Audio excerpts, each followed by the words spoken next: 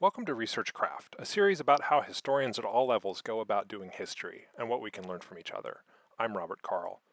One of the principles behind my research practices has always been minimalism, using simple approaches and, where possible, free software to gather, organize, and analyze information.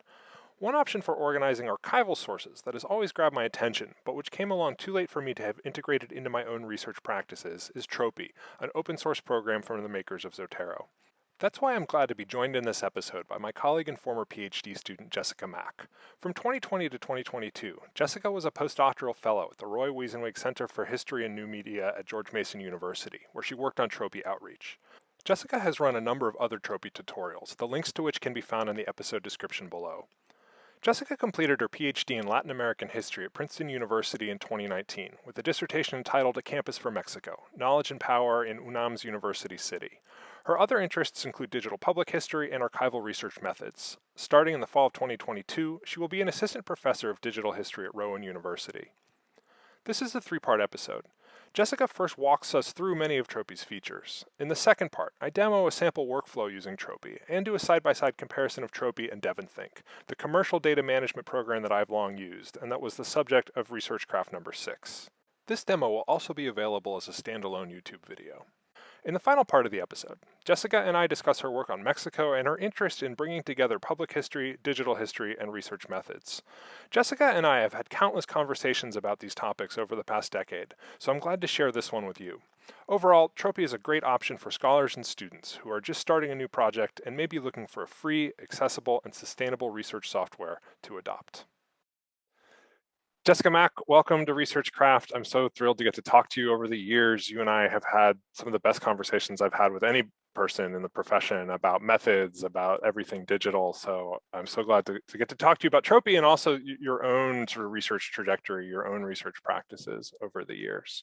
So to get us started, maybe give us a quick overview of Tropy. I'll link elsewhere on the page in the video to resources you've recorded about the program, but give us a quick overview of what you think is great about Tropy.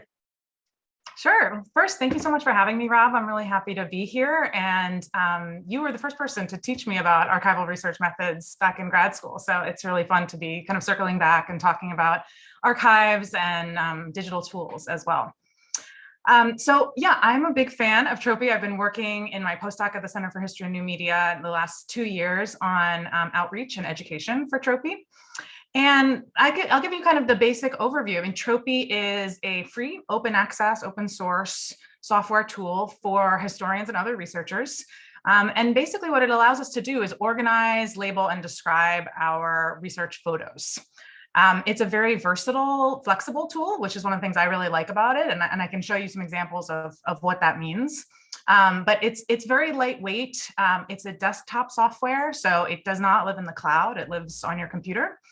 And I really like that as well, because it means that when you're in an archive that doesn't have Wi-Fi, you can still use Tropy, which is a problem I've run into over the years doing research in Mexico and elsewhere. It is really remarkable how much our research processes as Latin Americanists are shaped by the material conditions of doing research in places where we're lucky to have Wi-Fi. And particularly when I was starting graduate school in the mid 2000s, there was absolutely no opportunity to connect to Wi-Fi. I didn't even carry a laptop around really that had any Wi-Fi capability. So yeah, it's lightweight is a great way to describe minimalist, to describe our practices, and then also this software.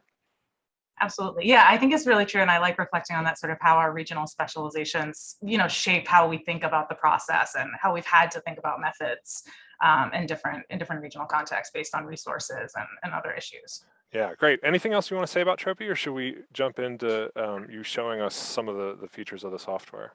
I think the best way to talk about it is just take a look and sort of see what a project looks like. So I'll show you one of the projects I'm currently working on, which is an article that's kind of a spin-off from my dissertation, which I'm currently turning into a book manuscript. And you can kind of see, I'll walk you through some of the basic kind of pieces of the interface and what we're looking at here, and maybe talk about a few of my favorite features of Tropy. So here on the left-hand side, what we're looking at are sort of a lot of the tools that Tropy gives us to structure our photo, our archival research photos. And then when we get to the right-hand side, we're going to be looking at the metadata panel or the metadata pane. And that's one of my favorite things about Tropy, and something that I think Tropy does really, really well as a software, is kind of very simply and elegantly allows us to create really robust metadata and really kind of consistent information infrastructure. We might think about it that way. So that's something, but I'll get to the metadata pane in a minute. I'm going to start over here. And this is kind of the area where we think more about organization of the materials. So you can see here, I've created lists. In my case, I'm working on this article about 4 ejidos in Mexico City, these sort of communal land plots, land grants. And so what's worked best for my particular project here is actually to create a list for each of those 4 ejidos. So you can see the names of them here. So what this actually means is I have my group of all my archival research photos for this project right here in the center. And this is what we call the item table in Tropy.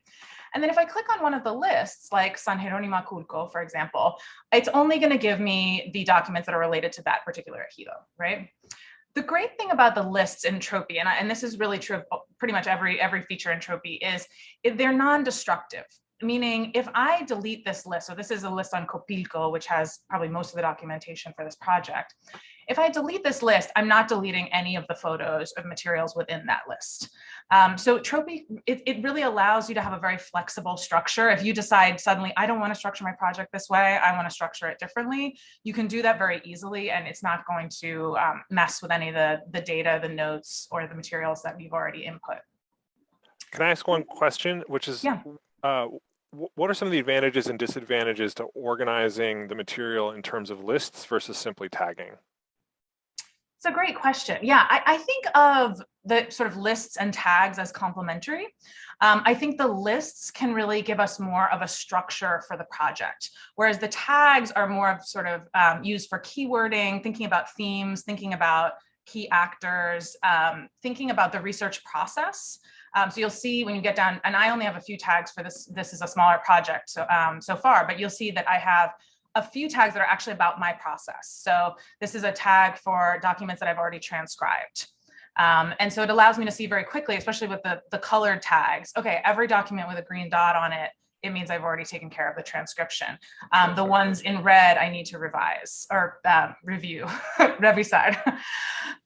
So yeah, but to answer your question, I think the lists are a really effective way to think more about the structure of your overall project. So I've put these 2 in as an example. I'm not actually using these for this project, but you'll see here, capítulo 1, so chapter 1, and we can actually create sublists as well. So we have a section that's sort of within chapter 1 here. I use this a lot for my dissertation and for my book project because it really allows you to think of sort of how, not only how do the materials fit within the archives where we found them, but how are they going to fit within our own project? I think that's something that's really unusual about Tropy. And as much as I think it's really important for us to, obviously maintain proper metadata and always know where the materials came from, I think there's a transformation process that happens when we're in the writing stage to really think about where do these materials fit within my project and what I'm trying to do and the logic of my own project rather than just the logic of the archive where they were found. Great. And can you drag and reorder the folders within the lists? The list of lists? Okay. Yeah, very easily. So yeah, like you can just lot. drag and drop. You can see I can even add, make this folder a subfolder within Copilco if I'd like to. There's no limit to the number of lists or tags, and materials can be in any number of lists as well. So it's not that they can only reside in one list. They could be in 12 different lists. If you wanted to have thematic lists and also chapter lists, you could have that, and that would work perfectly well. Great. So one more question here. If you go up to the top level, does it show you which list each set of documents is in, each item is in? Yeah, so if I click on an item here on the thumbnail, you'll see it's indicated in the icon of the list that this is the list that it lives in. So if this item was in multiple lists, you would see that little square in multiple lists. So it's just a small way to help you kind of visualize where things live. like you said, lightweight. It's subtle, but very, very helpful and Very instructive. subtle. And I think the design, we work with wonderful developers and a really wonderful graphic designer. And I think the design is a big part of this project too. It's just sort of the sleek elegance of how everything fits together. Yeah. Actually, one other question, which is, could you click on the tags button at the top right to give Sure. us a sense for what that's looking like? Yeah. Okay. So great. So that's actually a great segue for me to move over to the right side here. So Tropy also gives us multiple pathways to do the same thing. And I find that to be really helpful sometimes. So we saw the tags on the left-hand side. As you point out here on the right-hand side, this is another way to add tags and also just view the tags.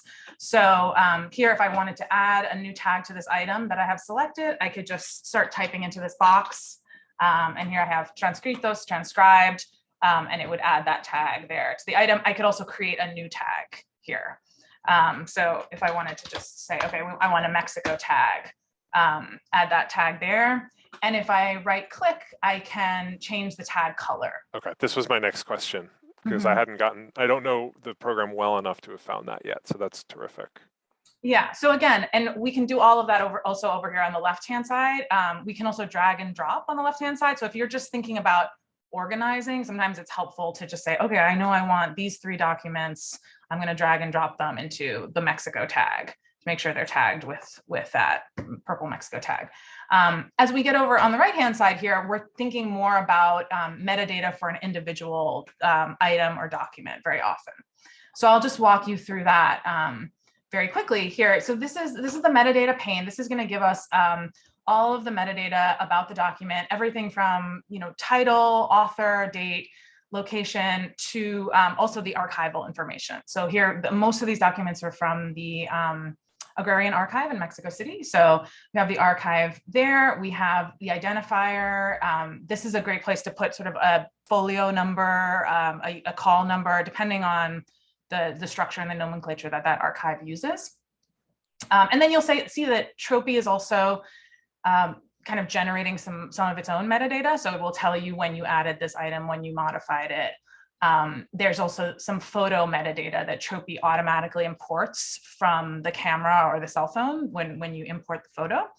And this can be a really helpful sort of fail-safe. Like if you've lost track of something, but you looked at it on January 15th of this year, you can go through and find the date when the photo was actually taken. This says that these photos were taken in 2009. That's not accurate.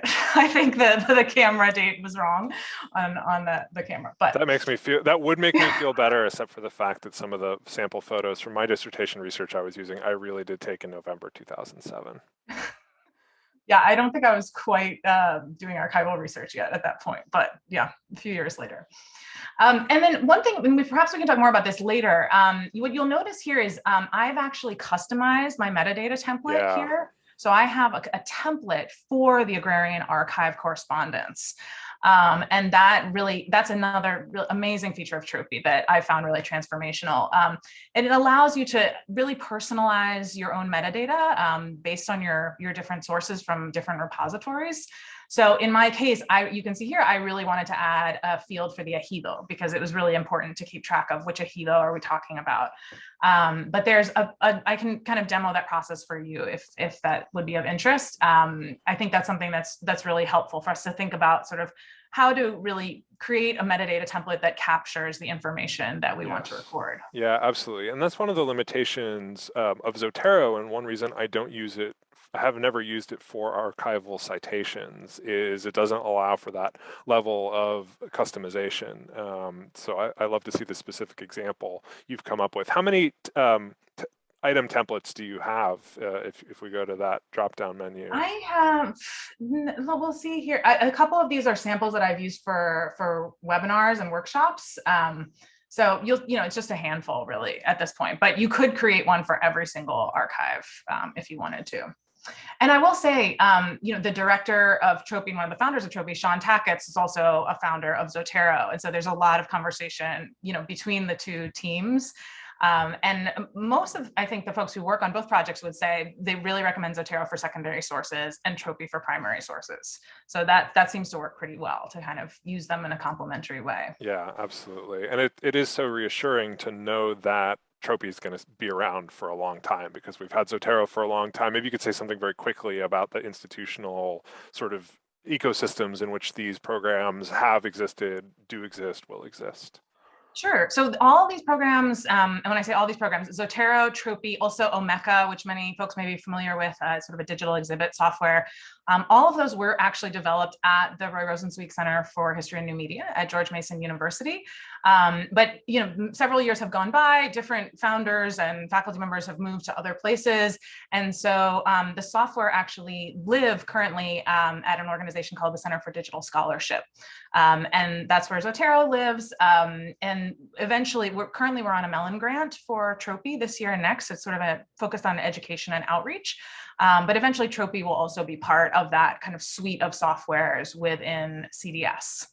And that's really good news because it means a lot of the folks who have worked on and developed these softwares will continue to work on them. But it also means that the softwares can kind of support each other. They become, again, part of kind of a suite, a landscape of softwares. And we think a lot about sustainability within that. And so the success of Zotero, which has been phenomenal, really also helps to support Tropy and Omeka going forward. That's so terrific. So what other features of Tropy would you like to show us? A couple of other features that have really helped my own research process. So one is really helpful in addressing the problem that many of us would call the problem of archival bulk, which is why we need these tools in the first place, right? Going into the archive, taking digital photos and coming home with maybe a hard drive of hundreds or thousands of photos. So Tropy can be really, really helpful for this because it allows you to label and describe the photos in bulk. When you import materials into Tropy, say you have 100 photos, all of them are from the same archive. They're all from the Agrarian Archive, for example. You can immediately add metadata to them in bulk in Tropy, and that will allow you to know immediately where they're from, not lose that information, kind of begin processing them very quickly. So I'll just show you a quick example of how to do that. You can see here, I'm going to select 2 photos here, and then I'll go to the metadata pane and I can actually edit the metadata for both those photos at the same time. So I'll just give an example of a date. And this is a good example too, for folks who aren't familiar. We always use ISO format in Tropy. So that's the 4-digit year, dash 2-digit month and 2-digit day. And the reason for that is that Tropy knows how to read that format. And so Tropy will then reformat the date here. You can see how it does that. You can also use other date formats. So for example, a lot of the Latin American scholars that I work with, prefer a different order, putting the day first before the month, et cetera. So that's easy to do. But you can see here, what I did was a bulk edit. So now this photo will have the January 1st, 1992 date, and so will this one. This is just for 2 photos, but this can be really, really powerful if you're doing this for hundreds of photos. Yeah, this is one of the things I like most about the program. The other thing that I really enjoy is the merge function. And what merge allows us to do is to create multi-photo items. So you'll notice in these thumbnails, some of the thumbnails like this one just appear to be one page, whereas other thumbnails have this visual indicator that shows that it's a multi-page item. We can see here on the right-hand side in that photos pane that there actually are 2 photos within that item.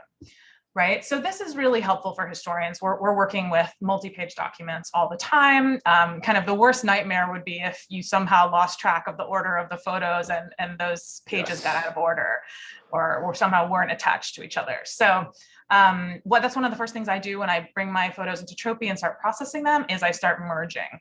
So again, I'll just take these 2 photos as an example. Say these were 2 documents. This is a document and a photograph actually that were clipped together in the archive or stapled or somehow need to be attached to each other.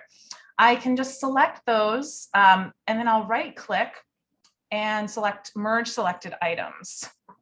And you see that Tropy automatically merges them into one multi-photo item.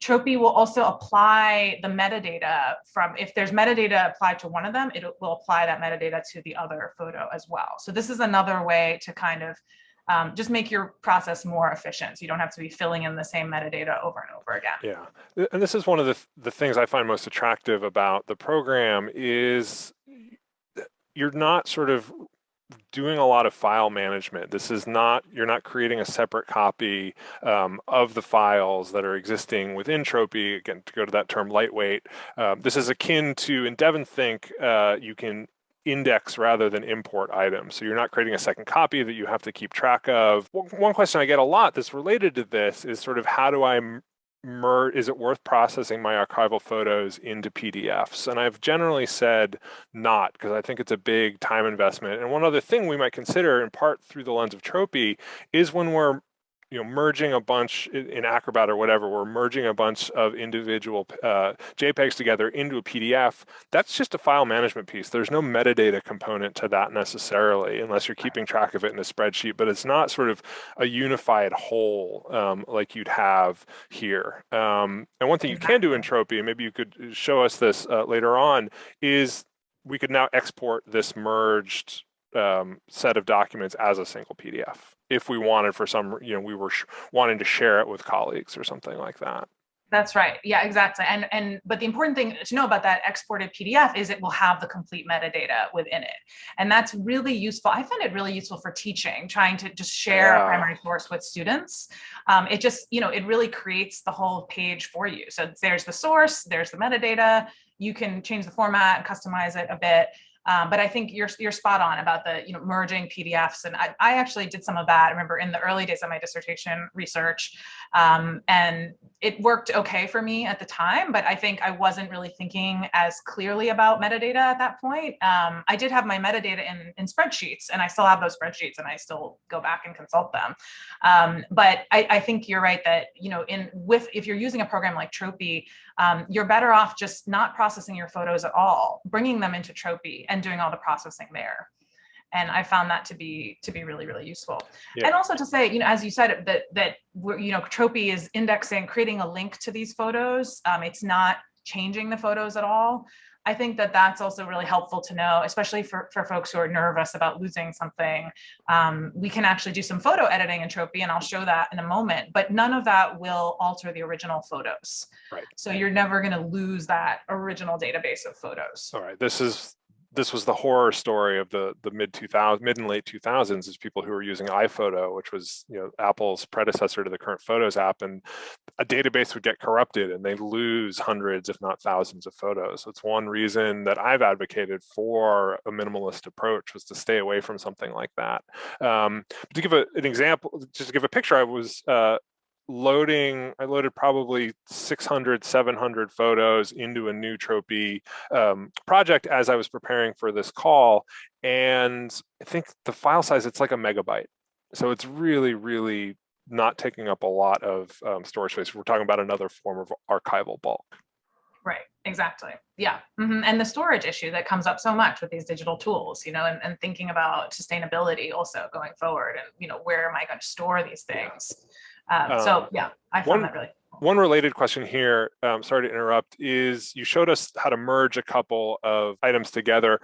One thing folks might have noticed there is there's also a consolidate option. Could you maybe control click on this item and just walk us through what that does? Absolutely. Yeah. And before I do that, just to kind of finish the merge conversation, it's important to know how to unmerge. Yes. And so I'll show you that here. And again, right click, control click, and you can explode the item. Love the best verb ever for an archival management app. Yeah, we have a lot of conversations about what vocabulary to use for these different actions. So that's always, again, everything's reversible. You can always undo it. So that's also helpful. Consolidate is a great question. The consolidate function is important because what it allows us to do is it allows us to reestablish Tropy's link to your research photos. So for example, if you moved a photo around on your hard drive, if you changed folders, if for some reason you're in a cloud drive, but it's not syncing, Tropy, there's a number of reasons why Tropy might lose the link to the photos. Sure. So consolidate basically just is a way for you to reestablish that link and tell Tropy where the photo is stored. So you would, again, just right click, control click, go to consolidate item, and a dialog box should appear where you can just guide Tropy to where the photo is. The great thing is Tropy learns quickly. So once you show it where one photo is, it should be able to find all the other 200 photos in that folder. I think This has been a great overview. Do you maybe want to dive into like the item level view or talk us through how else you use, like what your next step would be? Definitely. So we've been in project view this whole time. I'm going to double click on an item to go into item view. And you'll notice the metadata pane is still here. It just moved from the right to the left-hand side. So your metadata is always going to be present. You can always work on your metadata, whether you're on kind of a zoomed out project view or in the item itself. There's some very basic photo manipulation, sort of photo editing tools here. So we can rotate, we can fit the item to the page. We can zoom in to different levels here. And I really like this level because it allows you to kind of very quickly fit it horizontally within your window, right?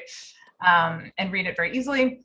On the right-hand side, we have these advanced photo tools. So you click on this little icon to enable those. And this is where you can do some photo editing to kind of help the legibility of your documents. Very often these aren't very high quality photos, right? So I can adjust brightness, contrast, hue, saturation. I can sharpen, which can be really helpful with old documents. And I can even invert colors. This is really useful if you're using microfilm and it's already inverted, just to be able to make it easier on your eyes. You can see here we can always revert to original.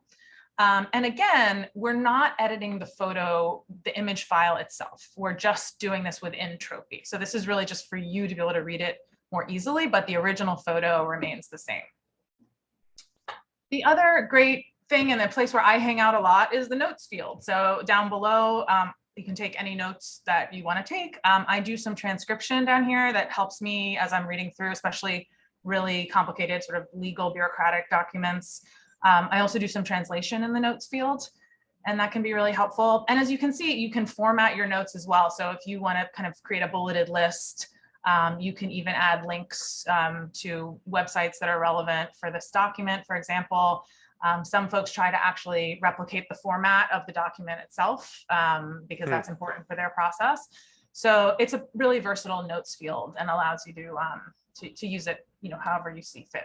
Yeah, there looks to be a lot more functionality than the first couple of times I checked out Tropy 3-4 years ago. So that's terrific to see.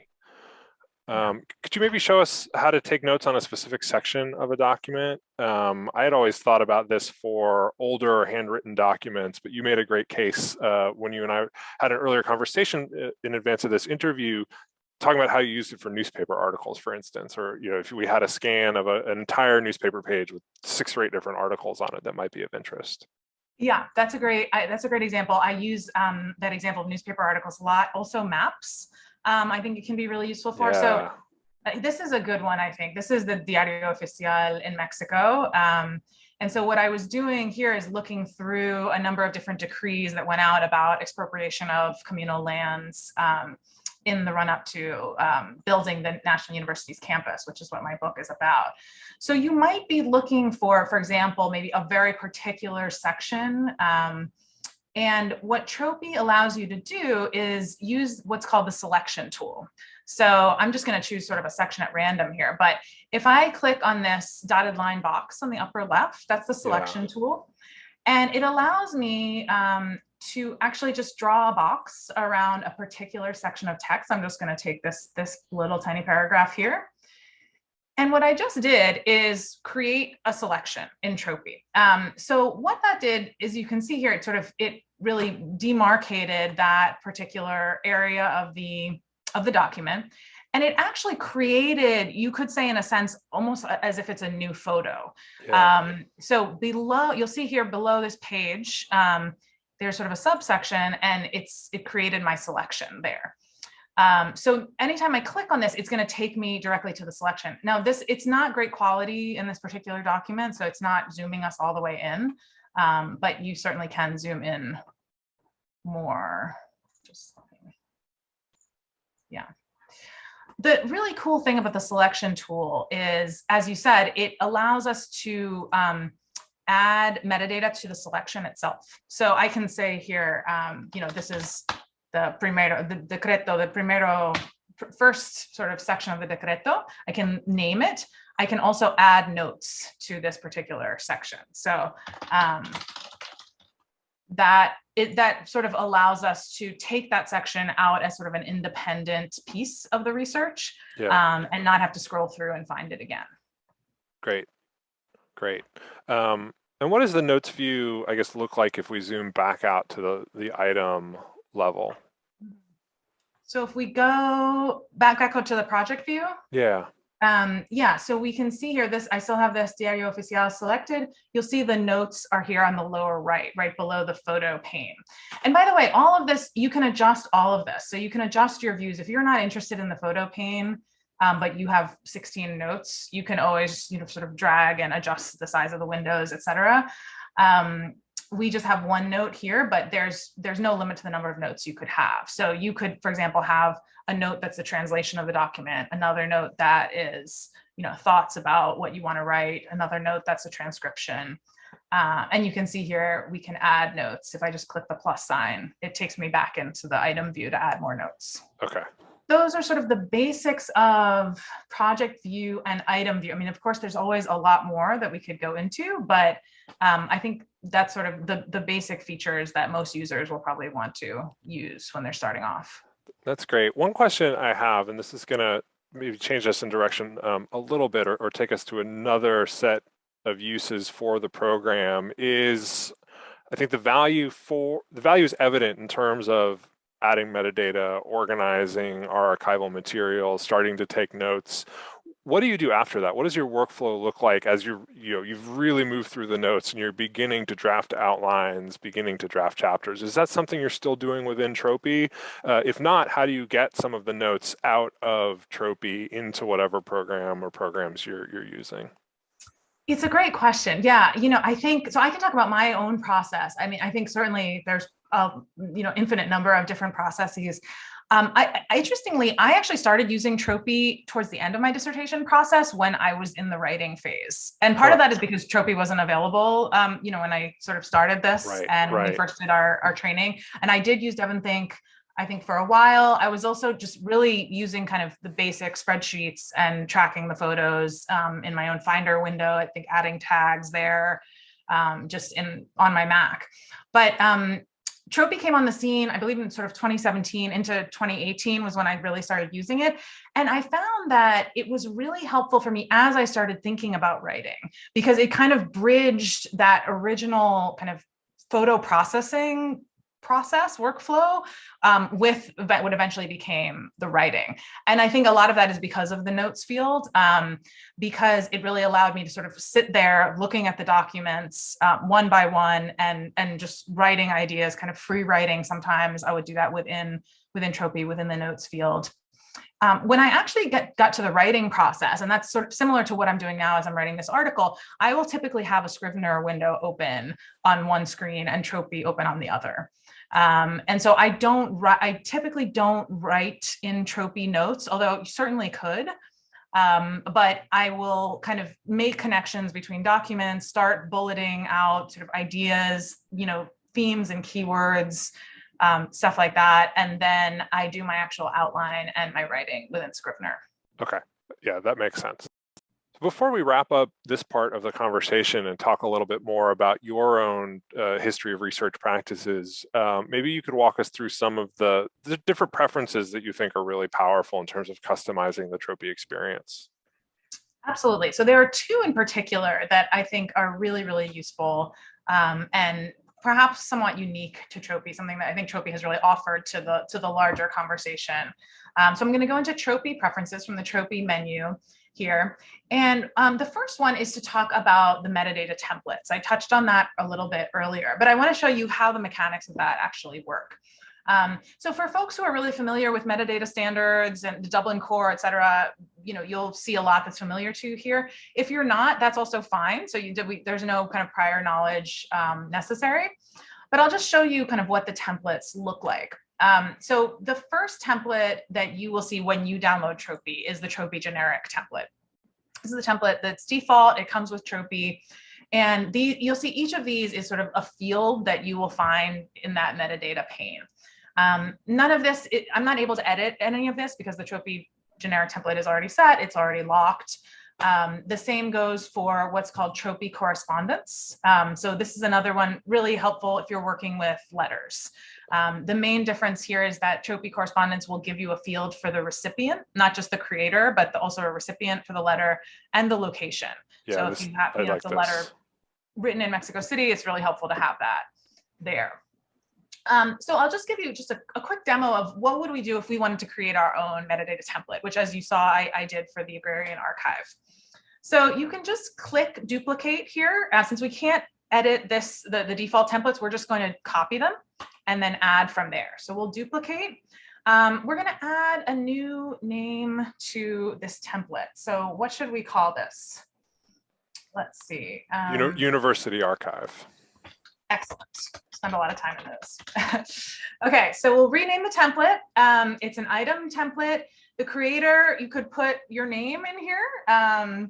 You could put, in my case, it's the Center for History and New Media if you're working for an institution, et cetera. And then a description. This will just kind of give you a note about what this template is for, basically.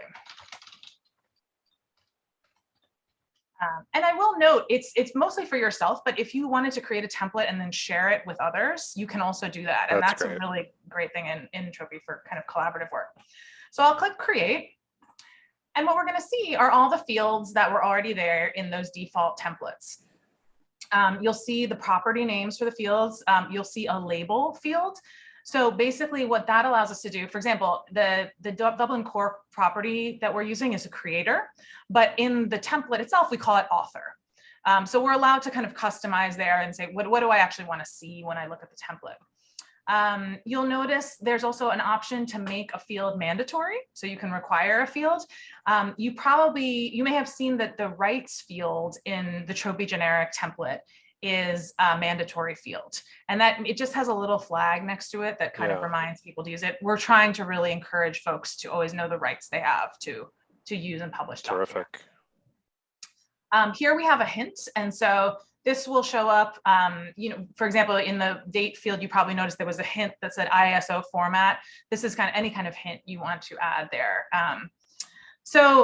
And then again, we have the possibility to do a default value. Say you want that field to always say the same thing. It should always say, George Mason University Archives. You can just fill that in one time and it will always apply that default value. You can also make it read only, meaning I don't want to ever change this. I want it always to be locked as the same value.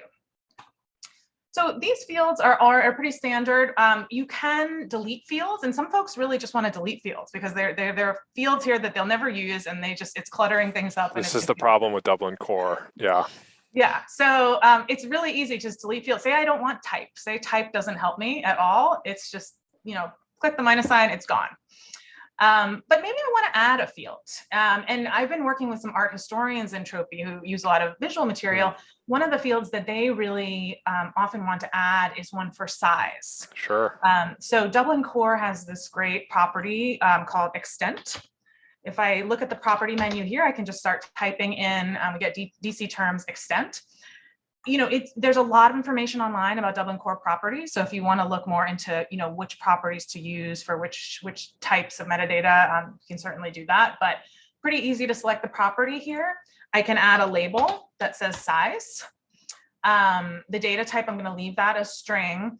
And I can make this mandatory if I want. And then I can add a hint here. So add size in inches, just as a hint to prompt whoever's using this. I'm not going to add a default value or make it read only. And then I don't even really have to click save or anything. Tropy auto saves this. Great. So I'm going to close out of preferences. Just to show you what this looks like once we get back into the project view, we go over to the metadata pane and we'll find this University Archive template.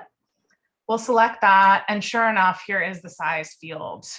We have our hint, add size in inches, and this is the little symbol you'll see when it's a mandatory field. So that's just one sort of very simple example, but it's a really powerful tool. A lot of institutions are starting to use it, which is exciting. That's great. To kind of create a template for their historical society, for example, and then the users can just take that template and run with it. Terrific. And what about language capabilities? That's something you and I had chatted about earlier. Yes, so Tropy can be used in 7 different languages currently. I'm going to go back into the preference window and we're in settings section of preferences. And we're going to change in the locale menu here. We're in English. We're going to change, just as an example, to Espanol, to Spanish. So you'll see that, a lot of my materials are already in Spanish, but what's happened is that the entire installation has changed to Spanish. And that includes the menus up top here. Oh, great. That includes basically anything that you would do in Tropy. The metadata fields are going to change. Everything in the preferences is going to change. And what we've actually been doing, part of our goal for this Mellon grant that we're currently on, is to increase outreach in Latin America. So I've been doing a lot of virtual workshops with students and faculty and colleagues at the Latin American Studies Association, for example, and other just universities around the region. And there's a lot of interest in this. So I found it really helpful. I actually often use it in Spanish, just because working with materials in Spanish can be helpful to not have that dissonance between the software being in English and the materials being in Spanish. But I think it's something really interesting to think about. For example, we've had to have some great conversations about vocabularies and, for example, what term would we use for an archival folder? That's very different in Mexico, Colombia, Argentina, different parts of the world. So it's really interesting to have those conversations with colleagues as well and think about, how, what does it mean to be working in non-English archives, but using English tools? Unfortunately, digital history and digital humanities continues to be a very sort of monolingual English dominated field. Yes. I think that's starting to change. I hope that it continues to change. But, as we know, the words that we use carry a lot of meaning, especially when we're talking about archives and kind of organization and metadata. So I think it's a really interesting conversation to keep thinking about. Well, and I love the intentionality of the design here, the fact that it is just sort of 2 clicks and you've changed the entire interface. And how many languages does it support? It's currently 7. That's terrific. Yeah, and the great thing is that we've put out a call a number of times for folks are interested in having it in a different language that's not currently available. A lot of this is crowdsourced because it is open source. So we have had sort of volunteers saying, well, I'll translate it into Japanese, for example, and they've actually volunteered to do that, and they can do that pretty easily through the translation software that we use. So it's kind of a fun, global collaboration effort, which I hope will continue.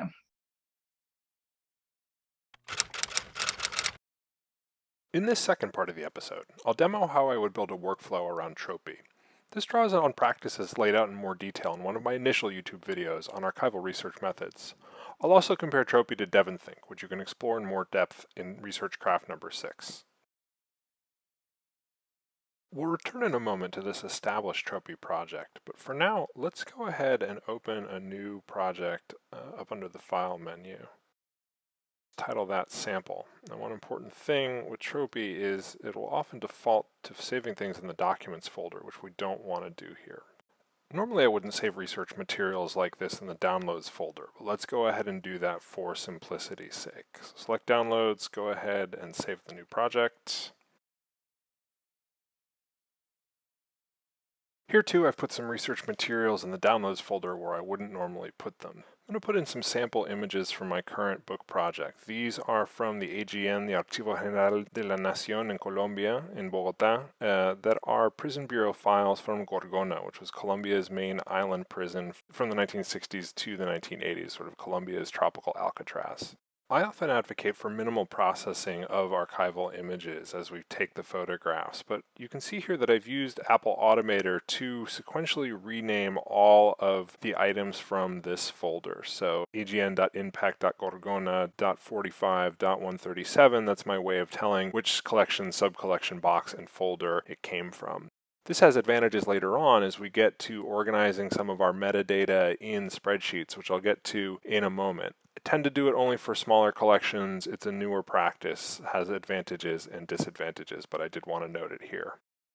I'm going to go ahead and select these roughly 40 files and drag them into Tropy where you'll see them beginning to upload. Again, these aren't making a copy, it's just making an image within the Tropy project, so we'll wait until those are done processing.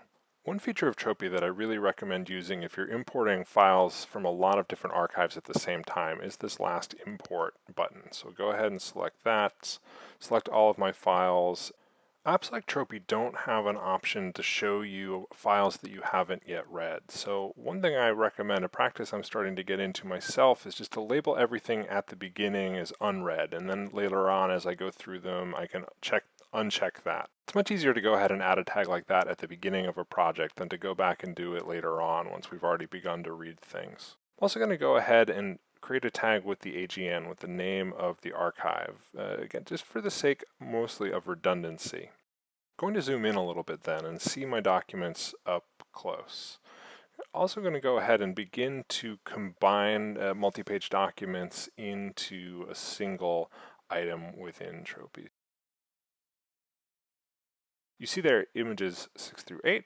I'm going to control click on that and go down to merge selected items. So those photos are now one item within Tropy. Much of the rest of this folder is also just one long document. So I'm going to go ahead and merge together files 13 through 36. You'll note the last photograph of my hand in front of an archival document. As I explained in my earlier research methods video, this is a practice I follow to make it easier to distinguish when I'm done with a folder or a box by just looking at the thumbnail. So I take a picture of my hand or a brightly colored piece of paper when I reach the end of a folder. I'll take 2 photos when I reach the end of a box, and it's just a nice way, again, a redundancy to help the process of organizing our research materials once we're done with the archive for the day. I'm not going to process a lot of the documents for this example. Instead, I'll just zoom in on this one and show you some of the image manipulation functions, image viewing functions that Jessica talks about in the rest of the interview. And then I'll just go ahead and add the date for this one document as a sample. With that basic overview of how to import documents into Tropy and begin to process them out of the way, I'm going to go ahead and open up a more complete Tropy project that includes these same Gorgona documents. As you can see, I've added dates to several more of the documents.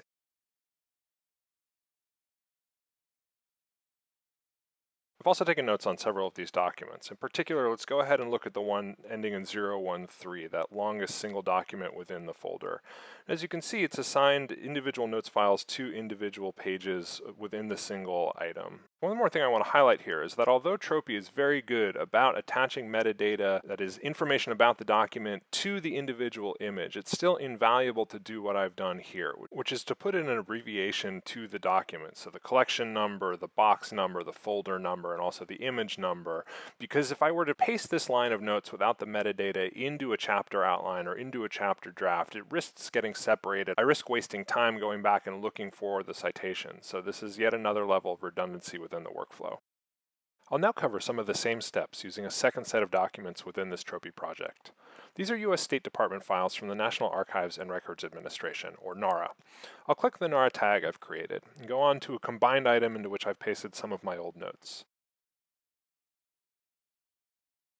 The notes are in fact so old that I hadn't yet ironed out my note-taking practices, so the metadata aren't as complete as I'd like them. There's no reference to a specific image, and the folder isn't clearly labeled as a folder. So I'll go ahead and add those details now. This example is also illustrative because I moved the original image files or changed the name of the folder they're located in on my hard drive. Jessica didn't demonstrate this earlier in the episode, so let's take a look at Consolidate Photo, which will reestablish that link between this item in Tropy and the original photograph.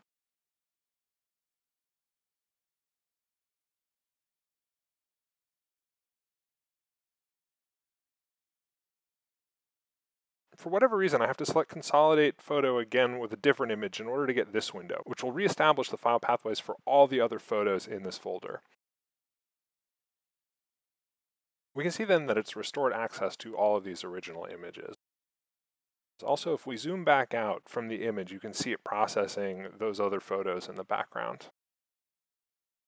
I want to move on now to test Tropy's search feature. I'll type in Gorgona, which turns out to be a bad example because of how I titled the image files in the first place.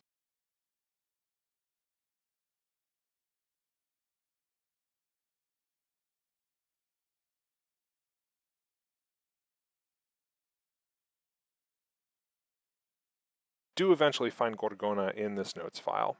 I don't demonstrate it here, but Tropy's search will return results on tags or on dates you've added to items. Let's pick a better example, the surname of the subject of this prison file. Sure enough, this search turns up the 2 documents to which I'd added notes with his name.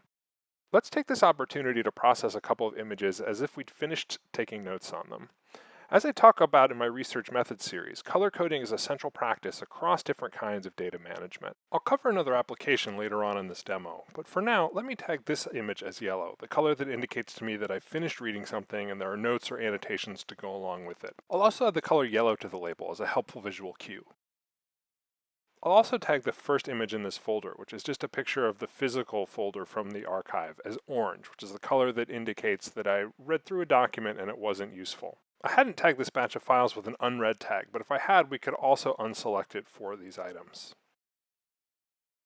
With tagging out of the way, let's explore templates, which Jessica went over in the first part of the full episode. You can see here that I've customized a template for the files from NARA, so that it includes fields for the author and recipient of each document. The original template had the document type default set to correspondence, which I didn't bother to change but easily could have omitted when I created the new NARA template. I want to create a new template for the Colombian documents in this project. To do that, I'll go up to Preferences and select the Templates tab. I'll click here to copy the NARA template, alter the name to AGN, and click Create.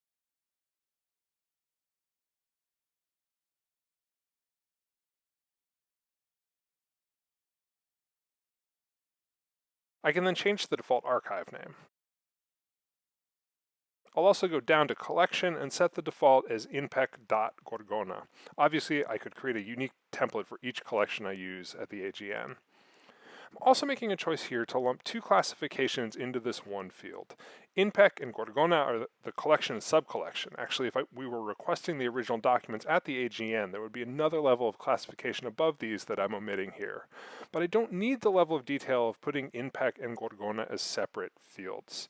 It's really a larger question here of who we are organizing and indexing our materials for. If I were working at an institution or perhaps sharing documents with a collaborator, I'd need to be more granular. But that need isn't there if I'm just working for myself.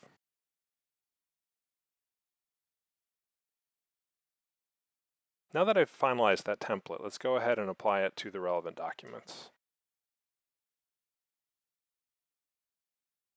With all those templates in place and our metadata fields populated, let's explore how we can begin to move our metadata out of Tropy. This is a relatively new feature in Tropy, one which I think helps bridge from individual documents to thinking about project management as a whole. We'll begin by installing the CSV plugin, which will allow Tropy to import and, more importantly here, export all of the item metadata to a spreadsheet. For those of you unfamiliar with it, CSV is a basic non-proprietary spreadsheet file format. I've most commonly come across it while making maps with GIS software.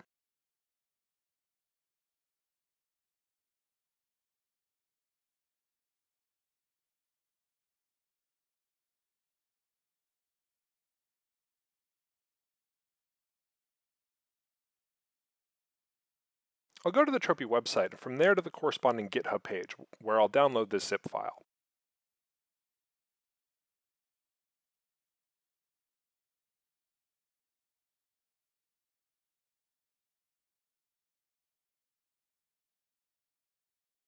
Tropy also installs plugins through Preferences. We don't need to decompress the zip file, though I will have to resize these windows to hit the open option.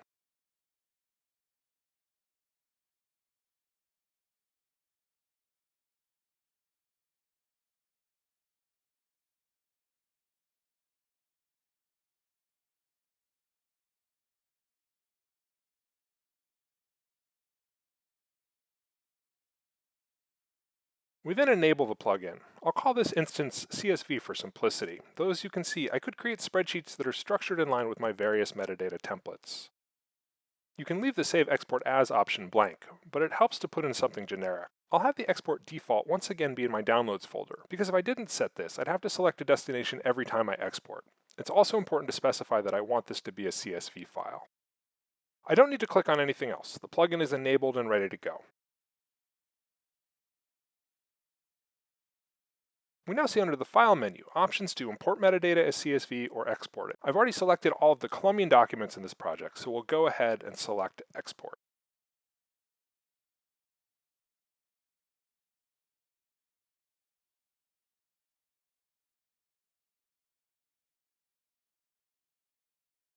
Because I'm simply demoing this process, I'll just close the warning to save the spreadsheet in a native Excel format. You can see that Tropy has generated spreadsheet column headings with syntax that it can read. We'd have to leave these intact if we wanted to import metadata spreadsheets into Tropy. These column headings might also differ from the metadata category titles that we expect to see. For example, let's hop back into Tropy to look at a metadata template.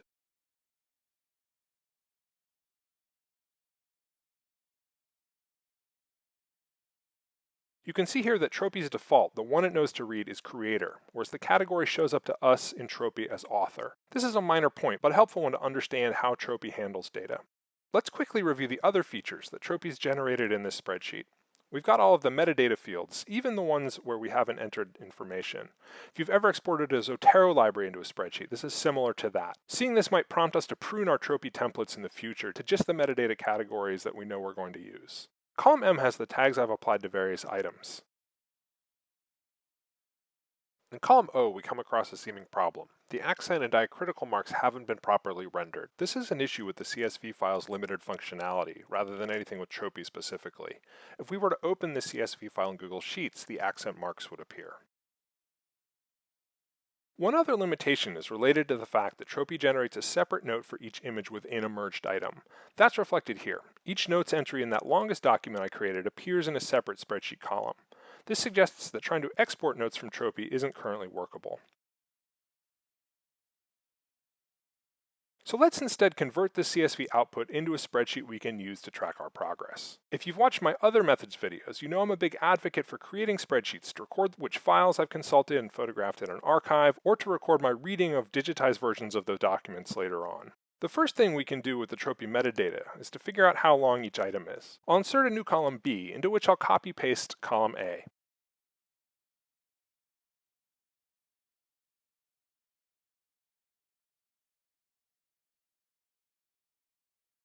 I'll then do a find and replace to remove all of the file names except for the numbers at the end of each entry. I'll do that twice, once for the documents from the AGN, and then again with the documents from NARA that I hadn't originally retitled.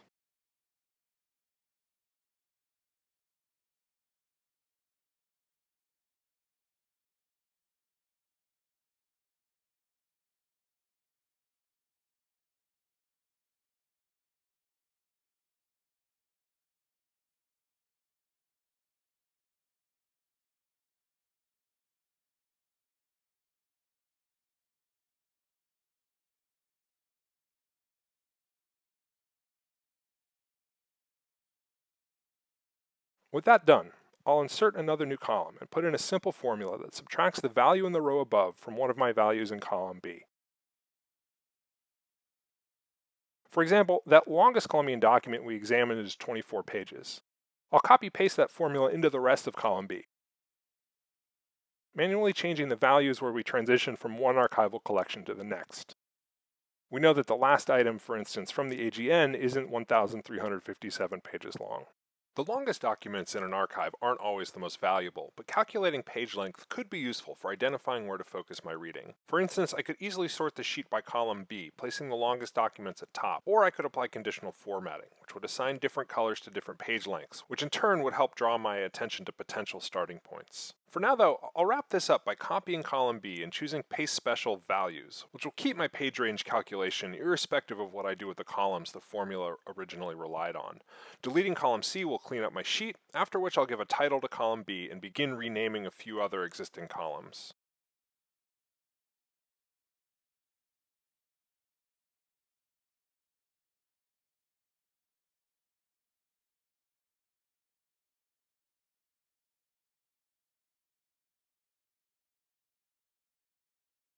There are other changes I'd make to this spreadsheet to track my progress, which I'll get to in a moment. Let's say I was ready to start writing and wanted to make a central list of the archival documents I'm actually referencing. This is always something I've tracked in spreadsheets, but having Tropy's metadata here adds a way to do it more systematically. I'll insert a new column M, which I'll call citation. I'll enter a formula to combine the archive, collection, and subcollection data into a single cell. To do this, I'll hit the equal sign to begin the formula, click on the first cell, AGN, and then put in an ampersand, which combines the cells. My personal practice is to separate the archive, collection, box number, and so on with a period in between each value. To do that here, I'll put in a period between quotation marks, which tells Excel to treat the period as a unit of text rather than as a step in the formula. I'll follow that with another ampersand and repeat until I have all of the columns I want.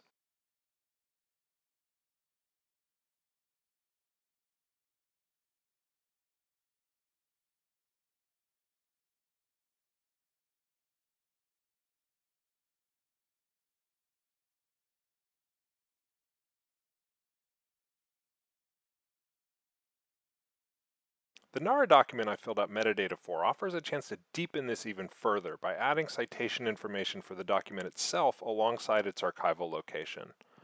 I'll first paste in my formula from above, then go about adding information from the other columns. This will take a moment. Hopefully watching me go through the steps will help familiarize you with the process. Rather than separating each row's values with a period, I'll put a comma and a space in between the quotation marks.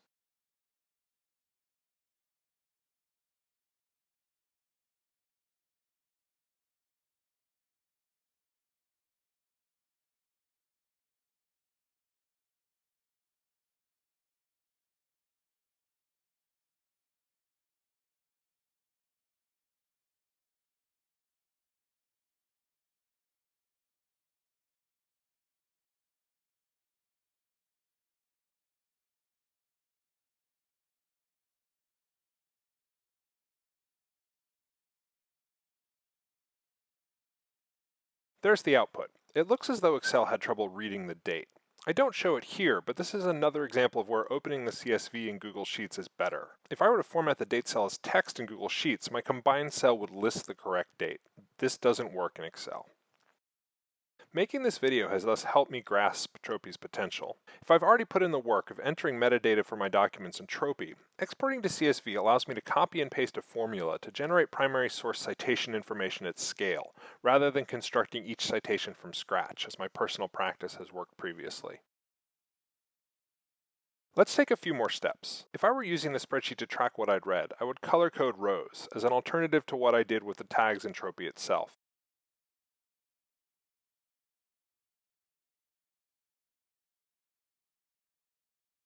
I'd add a date red column for redundancy.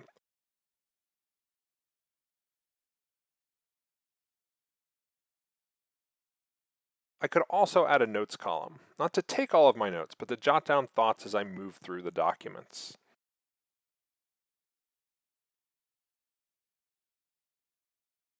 I can also add a column to use as I'm citing individual documents, a way to track which chapter of a longer work the document appears in, for example, dissertation chapter 1 or book chapter 4.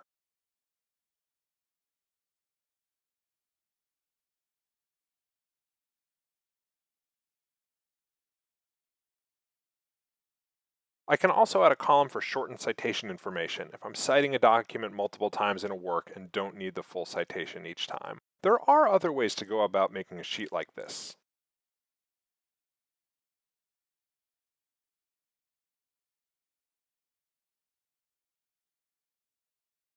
Let's paste our column titles into a new tab and then hop over to the folder where the original files are located.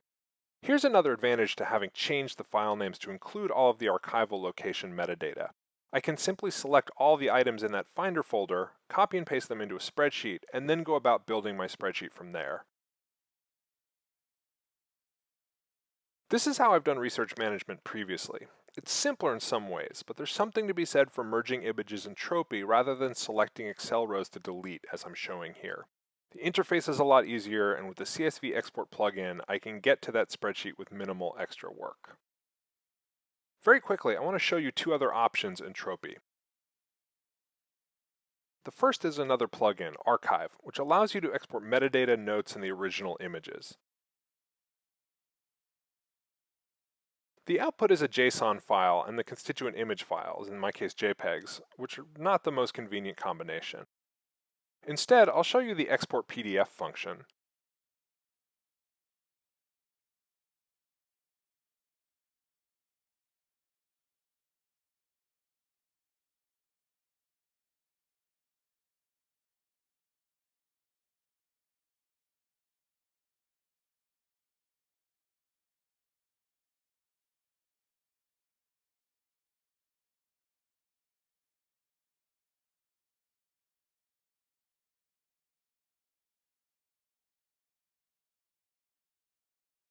As you'll see, we end up with my fully merged document, complete with metadata and notes for each page.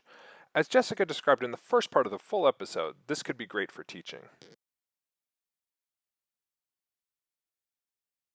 I'll conclude this demo by comparing some of Tropy's functionalities with those of DEVONthink, the database program I've used for note-taking for the better part of 2 decades. I'll first create a group, DEVONthink's version of a folder called Gorgona. Rather than importing the related files into DEVONthink, which would create a duplicate of the original images, I'll index the files, which is essentially what Tropy does.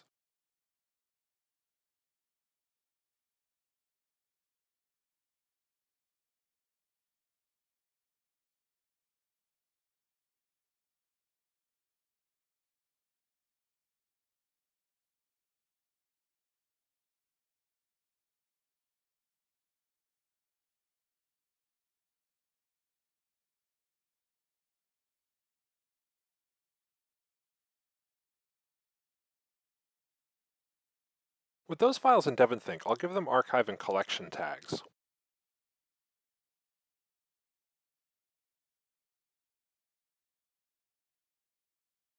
One advantage that DEVONthink has over Tropy is that it adds these tags to the image file itself. So if I select Command I to get info in the Finder, the tags appear. This is not essential to a research workflow, but having the tags appear in Spotlight Search in the Mac OS could be good, though if I'm also putting those metadata in the file name itself, the tags aren't as necessary. I'll now merge the 3 image files, 006 to 008, into a single file.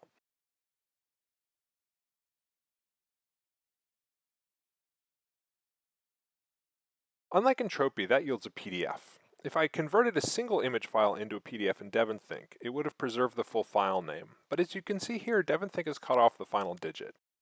If I were working with a lot of images, having to add the last digit to each merged file would be annoying. You may also note that the PDF is pretty large, at 7.5 megabytes, which is coincidentally the same file size as the PDF I exported from Tropy a moment ago, although this version lacks the metadata and notes. Let's also take a look and see where DEVONthink has placed my merged PDF. It's in a pretty inconspicuous subfolder on my hard drive, along with other PDFs that I've added to this DEVONthink database. This is again different from if I'd simply converted a single image file into a PDF. In that case, the PDF would appear in the folder next to the original file. As we discussed in episode 6 of Research Craft, one big draw of DEVONthink is the Pro version's integrated OCR, which allows you to make PDFs text searchable. I'll select that option for our new merged document, along with another in the same folder.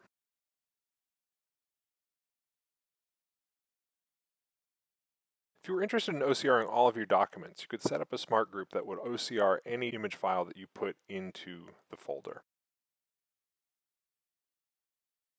As that processes, I'll compare DEVONthink and Tropy in another way. I've always taken notes in DEVONthink on an archive-by-archive basis, often chronologically or thematically. DEVONthink does, however, allow you to link a text file to a specific PDF. To show this, I'll grab some notes from this item in Tropy and then paste them into the annotations field of the newly OCR'd PDF.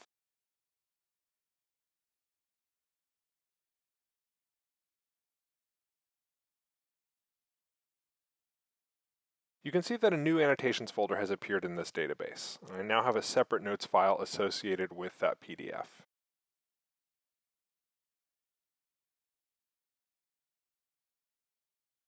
To wrap up, let me take a look at my OCR'd PDFs. One reason I digitized this folder is that it addresses a Consejo Verbal de Guerra, a specific type of military tribunal. I'll search Verbal in DEVONthink. It returns both of the PDFs that I just OCR'd.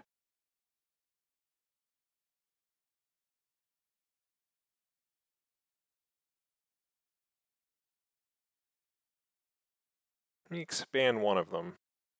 The OCR missed the first instance of Verbal because of the text quality, but we see a couple of other hits. Tropy doesn't have OCR functionality. There are other paid options, like the full version of Adobe Acrobat, but let me propose a free alternative. Google Drive runs OCR and image files in the background after you've uploaded them, even if those images haven't been rotated or converted to PDF.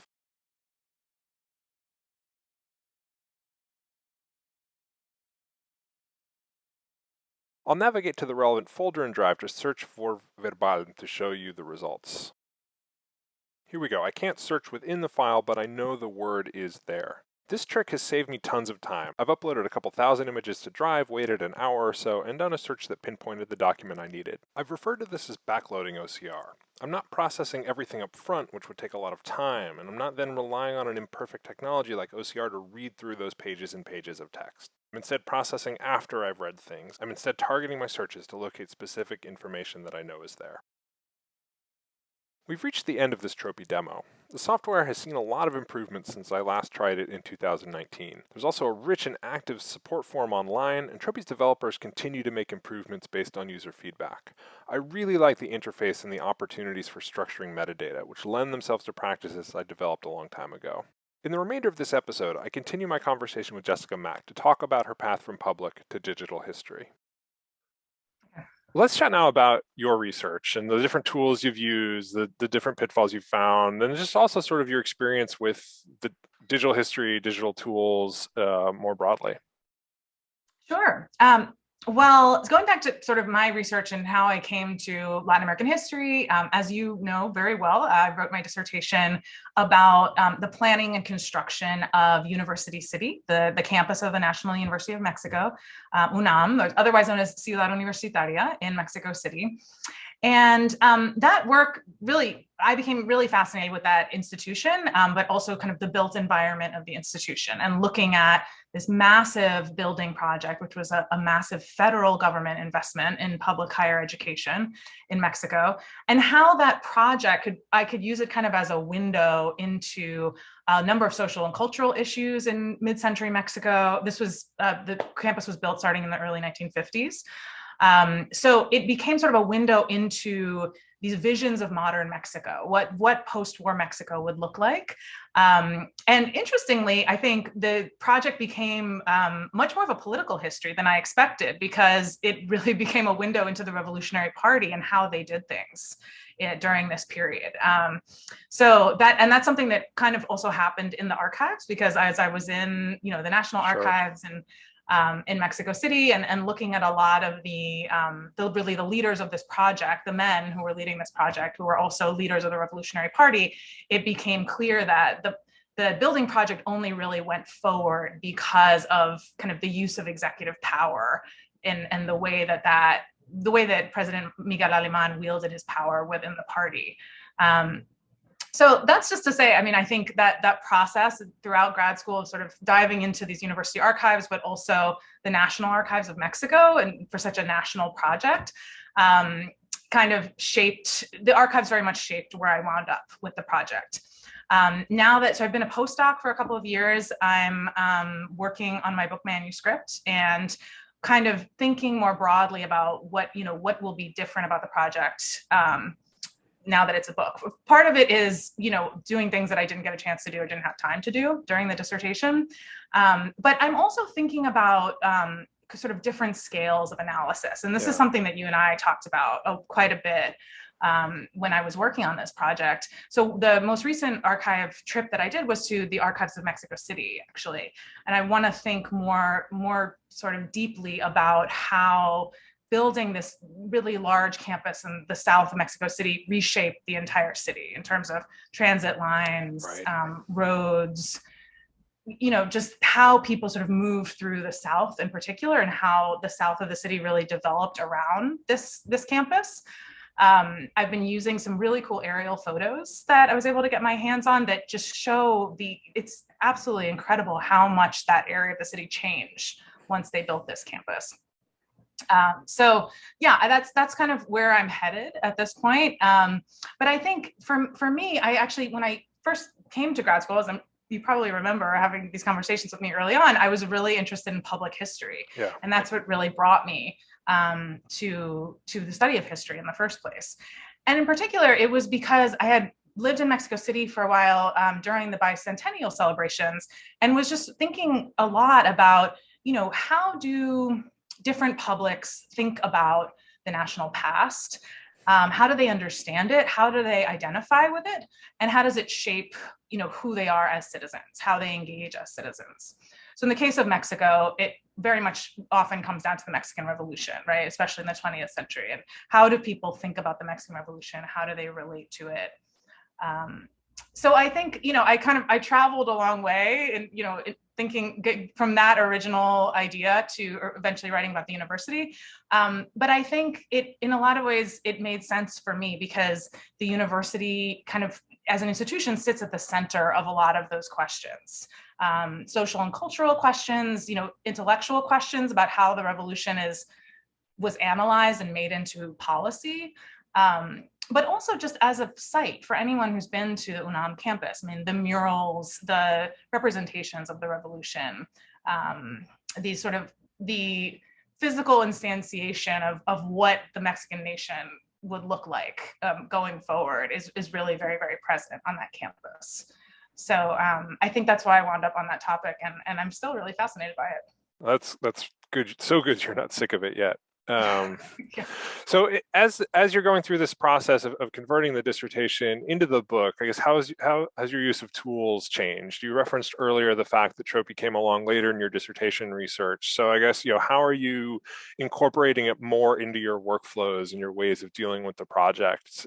Something else you had said to me in a previous conversation as we were planning for this interview was Tropy is really good if you're just starting on a new project, whereas there's so much path dependency, as I always talk about, in our personal workflows. But I guess how have you sort of tried to square that circle, or how have you tried to make more meaningful use of Tropy at what is in some ways a good stage, because you're moving from the dissertation to the book, but you're also not just starting off with the project? Right. Yeah, so interestingly, a lot of my materials that I use for the dissertation are not yet in Tropy. Many of them are, but many of them, especially from the early phases of my dissertation research, I just never did the full conversion to Tropy. And so now, as you said, as I'm working on the book manuscript, it's a really interesting and I think fruitful time to think about sort of what do I want to bring into Tropy. I guess what I'm finding now is that, first of all, I have less time. So I'm kind of very focused when I'm working on the book or when I'm working on this article. I'm much more focused than I was as a grad student. And I think what I've been doing is really bringing the documents that I think are really important into Tropy. Whereas if I can be honest, I think at the beginning of my archival research process, I had a lot of stuff that was not relevant. But I think that's part of the process you have to Absolutely. go through, right? Is sort of just muddling through and you're thinking, I don't even know what this folder is about. But I learned an enormous amount through that process. And I'm still learning a lot, but I think now I'm able to read things with a more discerning eye and say, okay, this is really going to go to my question and this is not. And so that's what I've been doing so far is really, the ejido material that I showed you, that's a whole new part of the book that I found, which is a really interesting story about land and kind of the ways in which the federal government kind of went back on their promises of land reform in order to build this university. So there's a really interesting story there.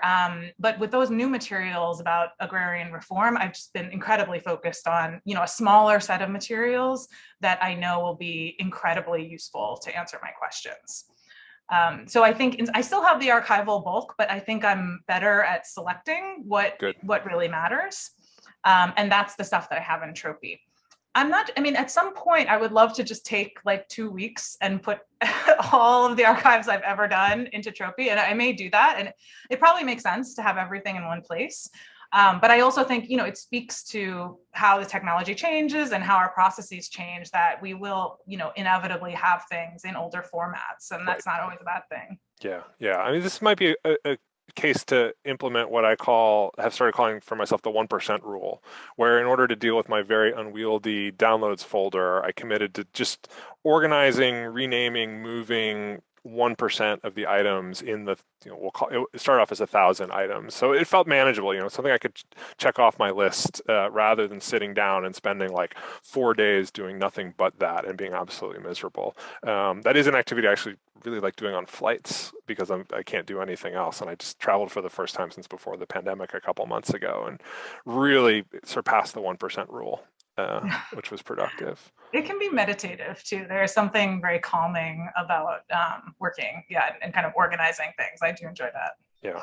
Well, tell us about I guess what's coming up for you next? Because in addition to this, starting this new conversion process, turning the dissertation into a book, you're about to start a new job that really brings together some of both the intellectual, but then also the public facing and the digital elements that have come to constitute your career. Yeah, exactly. Yeah, I'm very excited about it. So in the fall, I'm going to be starting in the history department at Rowan University in South Jersey. So coming back to New Jersey, which is exciting. I haven't been that far away, though. I do live in Philadelphia, so I'm still in the area. But I'm going to be an assistant professor of digital history. And actually, I'll be a faculty member, but also a big part of my job is going to be co-directing and launching a new Center for Digital Humanities at Rowan. This is the first time Rowan's had a center for DH. So I'm obviously really excited about it, feeling very fortunate in this job landscape we're all in to have the opportunity. But I think, as you said, it's really bringing together a lot of different threads of my career and my interests. So as I said, public history was really what brought me here. I did, digital, I think my interest in digital history kind of came out of the interest in public history, but also in the interest in kind of the historical research process and so many of the things that we've talked about over the years. And, I learned a lot about DH from you in the early days as well, because I think DH is a great place to think about sort of how do we organize information. A lot of the questions archivists and librarians have been working on and discussing for years and centuries are now issues that we need to talk about in the digital space. And I find that really, really fascinating. And so it kind of merged my interest in kind of the archival research process, talking to students about what do we do in the archive, what do we do with primary sources, which questions do we ask? It to merge sort of that set of interests with the public history interests. And my current postdoc at the Center for History and New Media, I do a lot of digital public history work with students. So, working on websites where we're doing community engagement, we're partnering with non-academic institutions, really thinking about sort of the tenets of public history that talk about sharing authority in creating historical narratives. And not just, narrating from the academy and from the university, but really partnering with people who are doing family history, who are doing local community history and things like that. And I think there's so much potential in the digital space to do more of that. Yeah. So I'm really excited to be developing that. That's great. And you had another postdoc before you went to George Mason. Could you tell us a little bit about that? Because that was such a unique opportunity for you to begin to develop your own sort of modules and thinking and sort of understanding of some of these issues. Yeah. So at the end of writing up my dissertation, I had this dissertation completion fellowship at Princeton, which allowed me to stay at Princeton for a few extra months. I think it was 6 extra months. And during that time, I could kind of lead my own a project of my choice. What I decided to do was actually create a asynchronous online course called Into the Archive through Princeton's online learning platform that really was meant to address exactly the questions we're talking about, sort of. And of course, you were one of my interviewees. We talked a lot about these issues there in one of the videos in the course. So thinking about, what do we do when we get to the archive? Again, how do we communicate with archivists and learn from them and, think about how we're going to process the data that we gather in the archive. So that was kind of a short moment after I finished the PhD. And then I also had a 1-year fellowship at Rutgers, which was wonderful. I learned an enormous amount there as well. And for that, I was part of a seminar called The University and Its Public Worlds. So couldn't be, better timed. But I think what really came out of that is I've been thinking a lot more about just university histories more broadly. Also worked on Princeton and slavery while I was at Princeton and just starting to connect some threads between UNAM, elite schools like Princeton, but also public higher education in the US. And, thinking about these university archives as amazing repositories, not just for the university, but for the state and for the nation, because these institutions are around for so long. So there's so much great information there. Terrific. Well, any final thoughts about all things lo digital? It sounds so much better in Spanish than in English. Anything about digital worlds, digital history, digital methods, whatever you have. My hope is really that this becomes more and more of an inclusive field. I think there are a lot of folks who are really devoted to that. And when I say inclusive, I mean, in terms of and all kinds of backgrounds and welcoming people, from all different identities, but also in terms of technological background and know-how. And I think what the great moment that we're at in DH right now is in part because of tools like Zotero, Omeka, Tropy, and many others. You can get into DH if you don't have a programming background, if you don't know how to code. If there used to be just a much higher bar for entry. And I think we're at a really exciting moment now where, first of all, people have a lot more technical skills, technological skills, because they have to. And I think coming out of, Zoom life also during the pandemic, that affected us in a big way. But also just because they're more accessible tools for folks of all learning levels. So I'm hoping that it can become more and more accessible, and we can kind of expand users, not just in the US, but globally.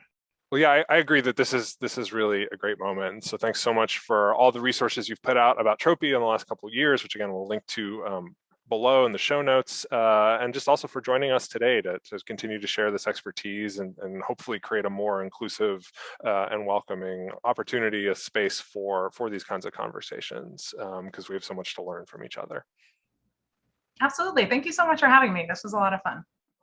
Thanks for watching this episode of Research Craft. Remember to check the episode description below for other Tropy resources that Jessica Mack has produced, along with a link to her online course, Into the Archive. Please subscribe to this channel so you get notified about new episodes. Research Craft is also now on Twitter at research_craft. You can find me at RA Carl, where I often tweet research tips that don't make it into these episodes.